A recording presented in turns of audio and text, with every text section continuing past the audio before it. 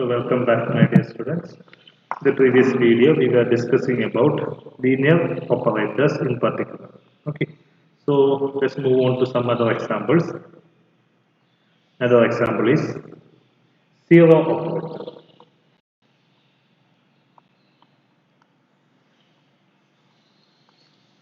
So if you have vector space x and another vector space y, a zero operator is a function which maps every element of x onto the zero element. So it is defined as 0 of x is equal to 0. This 0 is the identity element in the space y. Clearly, its domain x is a vector space, its range is again a vector space or a subset of the vector space y.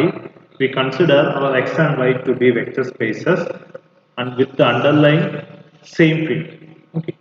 So now the second property is 0 of x plus y, okay, which is equal to 0, which, which is equal to 0x plus 0y, okay, because 0 can be written as 0 plus 0, 0x is 0, 0y is also 0, and also 0 alpha x is again 0, which is equal to alpha into 0x, because 0x alpha into 0 is again 0. So this is also another example of a linear operator. So let's move on to another example, differentiation operator. Differentiation. Okay. So let x be a vector space of all polynomials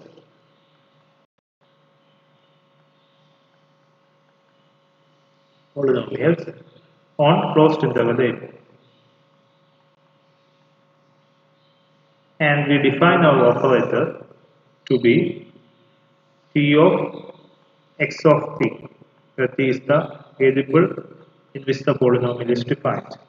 It's defined as d by dt of x of t or x dash t. Okay, so this is our operator. We have to prove that it is actually a linear operator. The first condition is trivial. Since x is a collection of all polynomials, for every polynomial, its derivative is again a polynomial. So, its domain capital X is a polynomial and its range is also the collection of all polynomials as well. So, its domain and ranges are actually vector spaces. Now, let's move on to the second property. Second property is let x of t comma y of t be x of t comma y of t be two elements in capital X. So, and alpha is the scalar.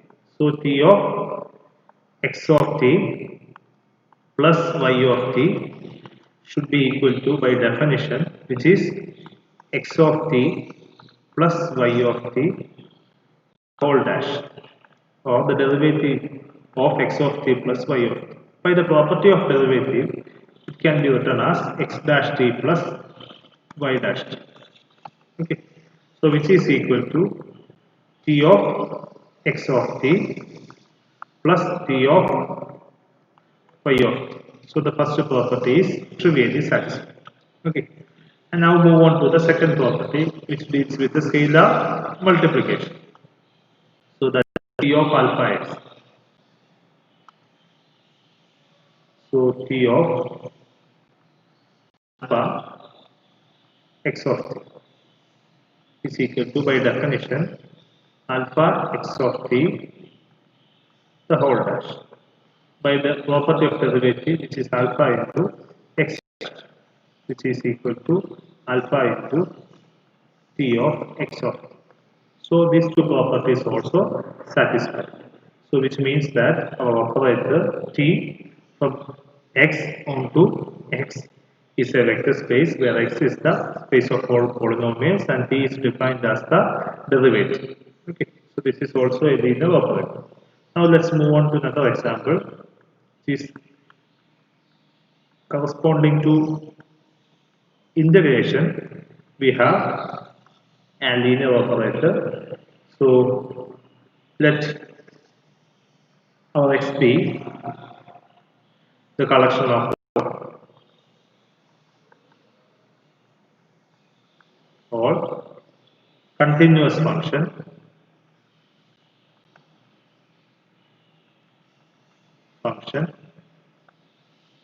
on closed interval AB or CAB, collection of all continuous functions.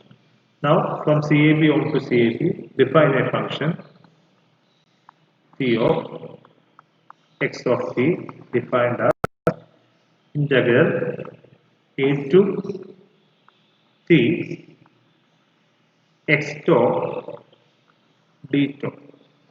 Tau is the variable. Here t is considered to be any point in between a and b. So this is our function. We have to prove that it is actually a linear operator. So first thing is the space is actually CAB. So its domain is a vector space. Its range space is also a subspace of the vector space. Okay. So continuous function whose integral is also can be termed as a continuous function. Now let's move on to the second property, that is if x of t comma y of t are elements of CAB and alpha is a scalar, then t of t plus y of t is actually equal to integral a to t x tau plus y tau d tau. By the property of integrals, it can be written as the sum of the integral is okay, so which is equal to, it can be splitted, so which is equal to integral a to t x tau d tau plus integral a to t y tau d tau. So this is actually t of x of t plus t of y of t by the derivative. The first property is actually satisfied. Now let's move on to the second property. Second property is t of alpha x. We have to establish what's the value of t of alpha x. So t of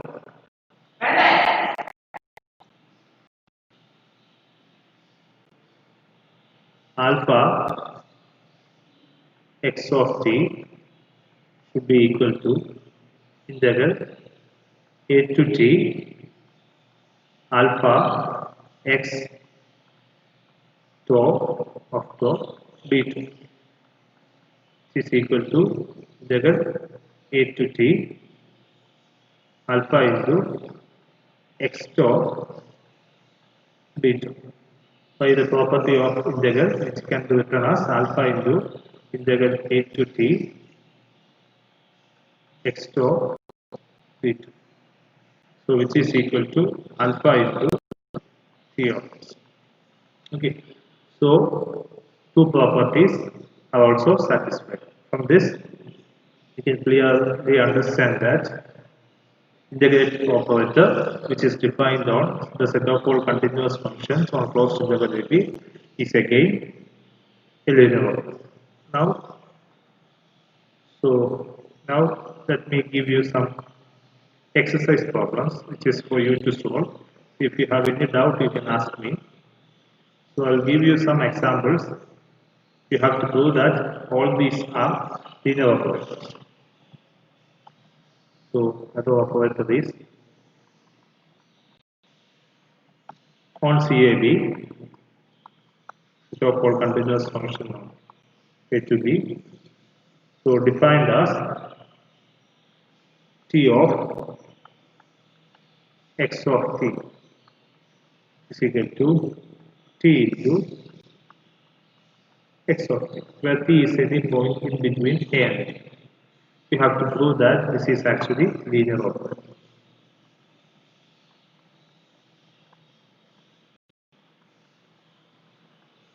This is exercise. Another example is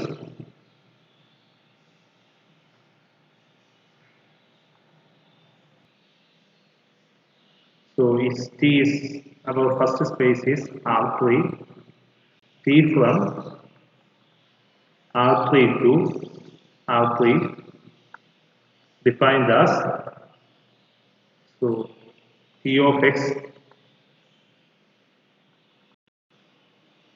is the cross product,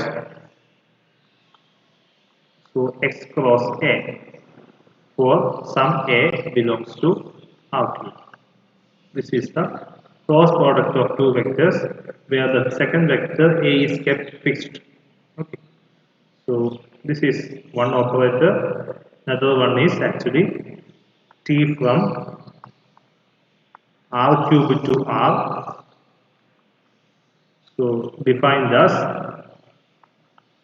t of x is equal to x dot A, where A is fixed.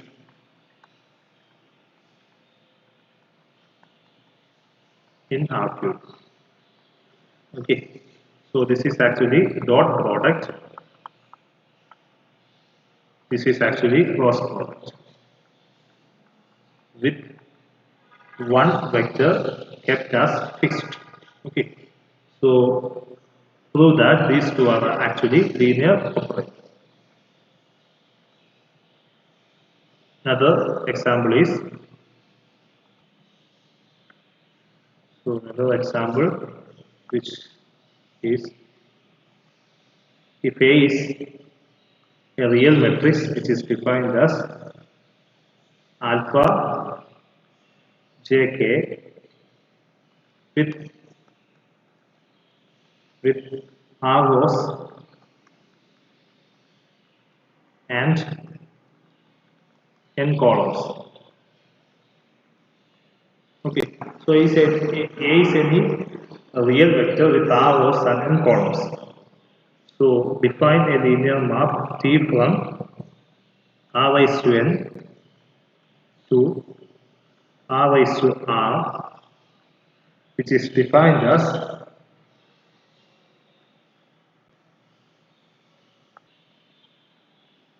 T of x is equal to Ax, A into x, where A is the R by n matrix and x is the column matrix with n columns.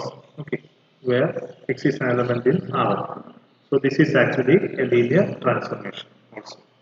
So this is the general idea of actually a linear transformation. So a linear operator actually characterized by the matrices with which we are defined the operator. So it is actually characterized by the matrix.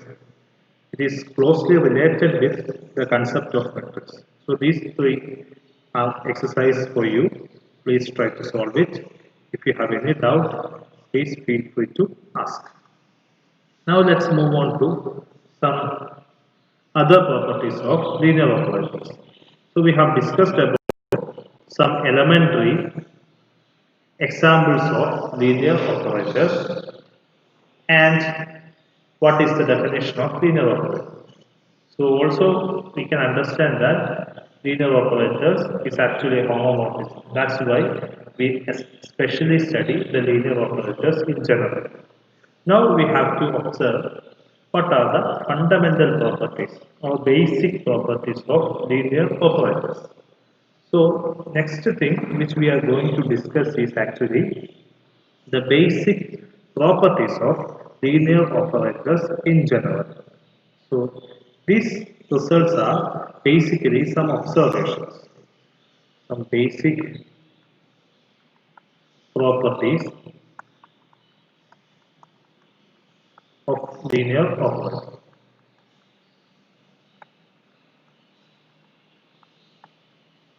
Okay, so the result is 3R. Let T be a linear operator. Let T be a linear operator.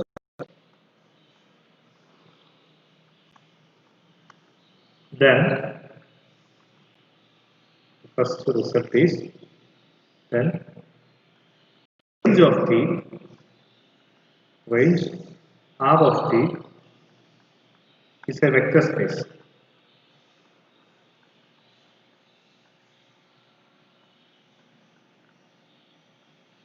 Second property is if dimension of D of T, which is the domain of T, is actually n, which is finite, then dimension of R of T is actually less than or equal to n. So the dimension of range space is actually less than or equal to dimension of the domain space if the dimension is finite. See, the null space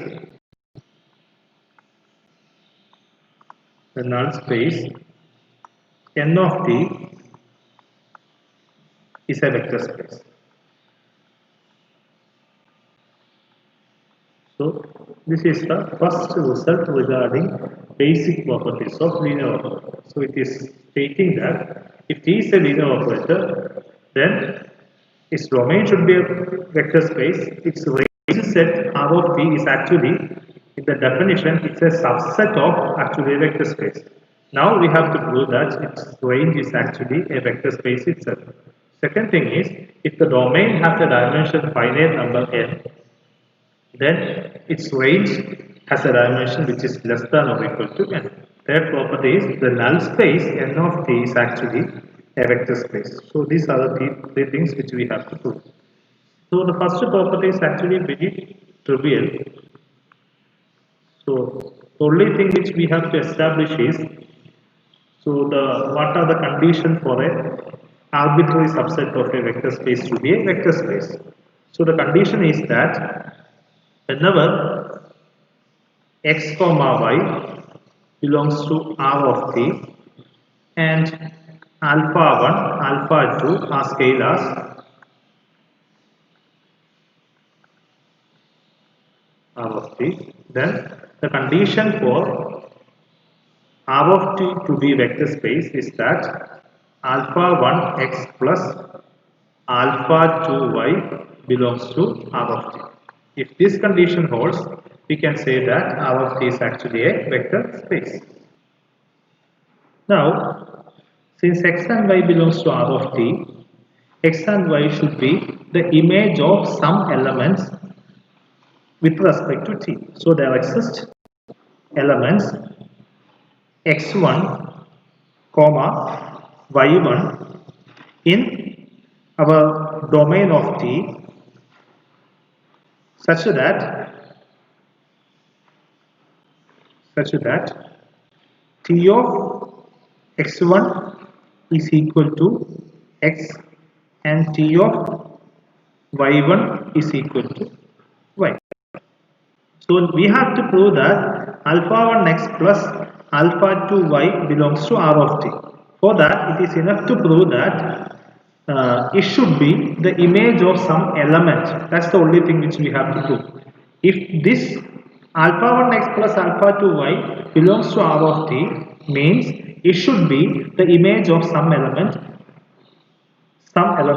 where the element should be in T of T. Since T of T is actually a vector space, for every x1, y1 belongs to D of T and alpha 1, alpha 2, etc. scalars, we have alpha 1 x1 plus alpha 2 y1 actually belongs to D of T.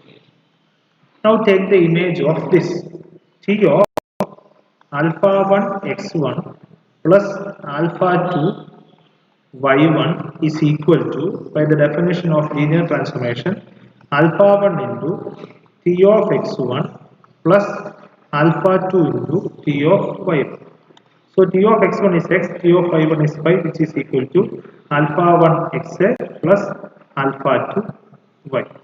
So which means that this alpha 1 x plus alpha 2 y is an image of the element alpha 1 x1 plus alpha 2 y. So which means that alpha 1 x plus alpha 2 y is an element of R. So alpha 1 x plus alpha 2 y element of R.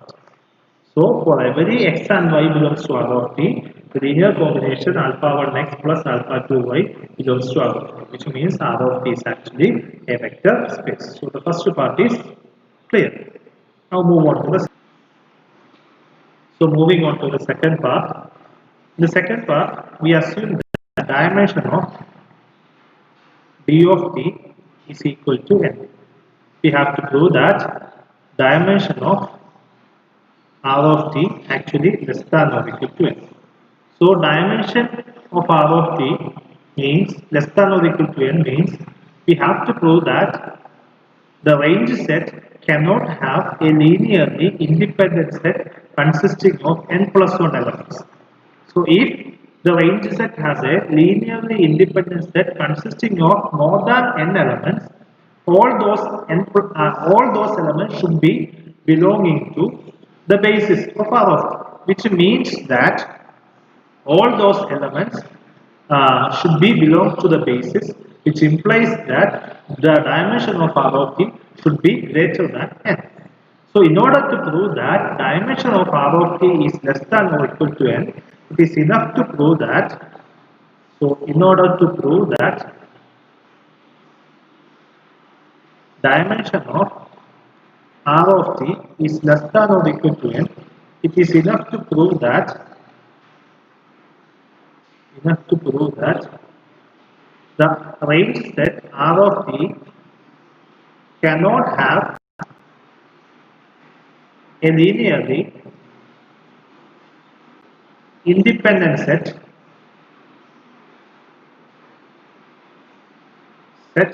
consisting of more than n elements. This is what we have to prove.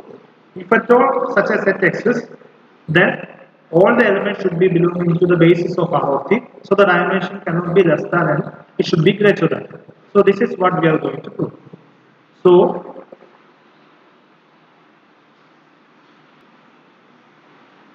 choose n plus 1 arbitrary elements, which is y1, y2, etc. yn plus belongs to R of t, which is arbitrary. We will prove that this collection is actually not linearly independent. Since this is an arbitrary collection of elements, n plus 1 elements, if it is not linearly independent, we can easily understand that any set consisting of at least n plus 1 elements cannot be linearly independent, which means that the linearly independent set must have a maximum of n elements. Okay, so which means that the dimension of R of t should be less than or equal to n. So since y1, y2, etc. yn plus 1 belongs to R of t, there exists x1, x2, etc. xn plus 1 such that t of x1 is equal to y1, t of x2 is equal to y2, etc. t of xn plus 1 is equal to yn plus 1. Now x1, x2, etc. xn plus 1 are elements of d of t. So xi is an element of d of t. Okay, where I varies from 1 to etc. n plus 1. And dimension of d of t is actually n. So any set containing more than n elements cannot be linearly independent. So our set x1, x2, etc. xn plus 1 is actually linearly dependent. It cannot be linearly independent. So, from that, x1, x2, etc. xn plus 1 is actually linearly dependent, which means that the exist scalars alpha 1 alpha etc. alpha n plus 1 such that linear combination of alpha 1 x1 plus alpha 2 x2 plus etc.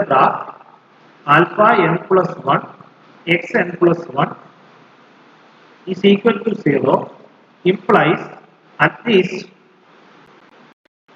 at least one of the alpha i's are not 0 because it is linearly independent for I values from 1 to etc. n plus 1. Now take the image of this element. Now T of alpha 1 x1 plus etc. alpha n plus 1 xn plus 1 is equal to alpha 1 into T of x1 plus alpha 2 into T of x2 plus etc. alpha n plus 1 into T of xn plus 1. So T of n is y1, T of x2 is y2, etc. T of xn plus 1 is yn plus 1. So this should be equal to alpha 1 y1 plus alpha 2 y2 plus etc. alpha n plus 1 yn plus 1. Since we have assumed that x1 alpha 1 x1 plus alpha 2 x2 plus etc. alpha n plus 1 xn plus 1 is equal to 0. This is actually T of 0. Since T is a linear transformation, T of 0 is 0. So this can be written as this is actually 0 because alpha 1 x1 plus etc. alpha n plus 1 xn plus 1 is 0 and T is a linear transformation means this is actually T of 0. T of 0 is always 0. So this is alpha 1 y1 plus alpha 2 y2 etc. alpha n plus 1 yn plus 1 is equal to 0. By this assumption, we have at least one of the alpha i's are not 0, which means alpha y1 plus alpha 2 y2 plus etc. alpha n plus 1 yn plus 1 is equal to 0 implies at least one of the alpha is 0, which means that our set y1 y2 etc. yn plus 1 our set y1 y2 etc. yn plus 1 is not linearly independent. It's actually linearly dependent. So any set containing n plus 1 elements in R of T is linearly dependent. So our basis cannot have more than n plus 1 or more than that much of elements. So our basis has at most n elements. So which means that basis has at most n elements means dimension. So dimension of R of T should be less than or equal to n. Now moving on to the third and final property. So we have to prove that n of T is actually a vector space.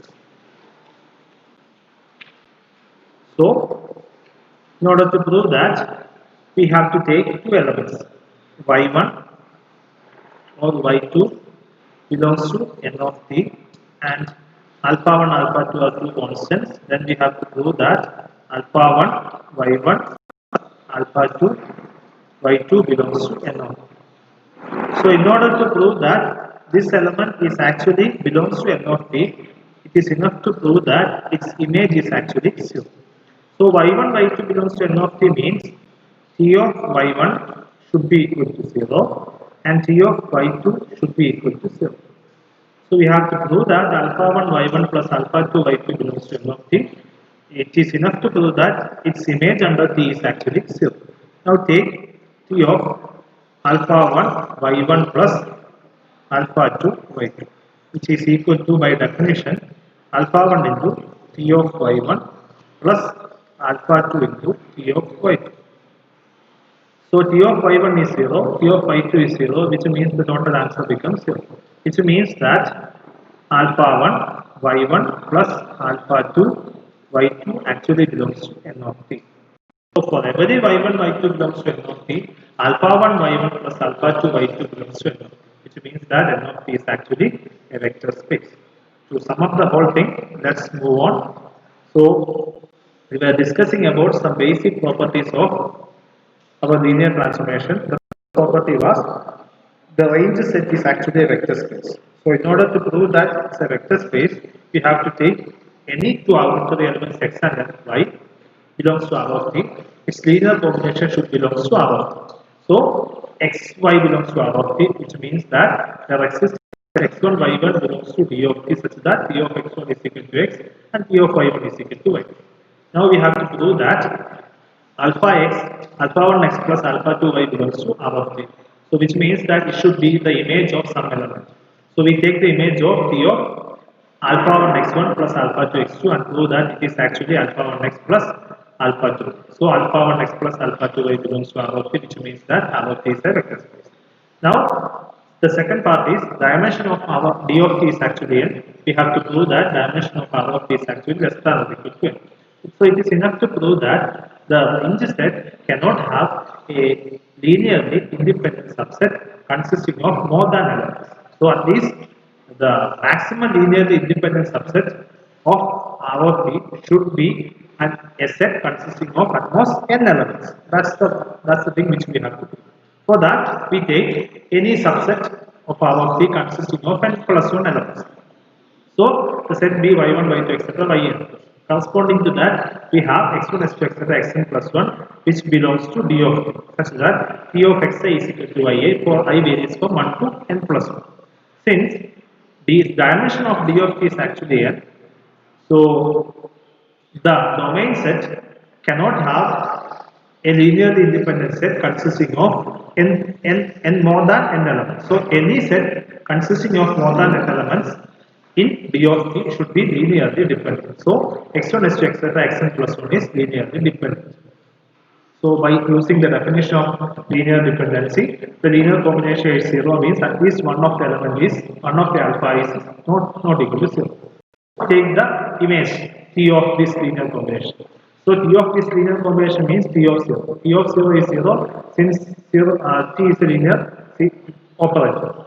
Now take the image using our linearity property. The image becomes the linear combination of y1, y2, etc. yn plus 1. Using this condition, the linear combination is 0, which means at least one of them is not equal to 0, which means that our set y1, y2, etc. yn plus 1 is not linearly independent. So we take an arbitrary collection of sets y1, y2, etc. yn plus 1 in R of t, and we have to do that it is not linearly independent. So any set consisting of at least n plus 1 elements in R of t is not linearly independent, it is actually linearly dependent. So any linearly independent set in R of t should have at most n elements. So the dimension of R of t should be less than or equal to n. Okay. Now the third thing is we have to prove that n of t is a vector space. That we take any two elements belongs to n of t, we have to prove that its linear combination should also be belongs to n of t. So y1, y2 belongs to n of t, which means that t of y1 and t of y2 is actually 0. We have to prove that alpha 1 y1 plus alpha 2 y2 belongs to n of t. It's enough to prove that its image under t is actually 0. We have established that. So n of t is actually becomes a vector space. I hope you understood.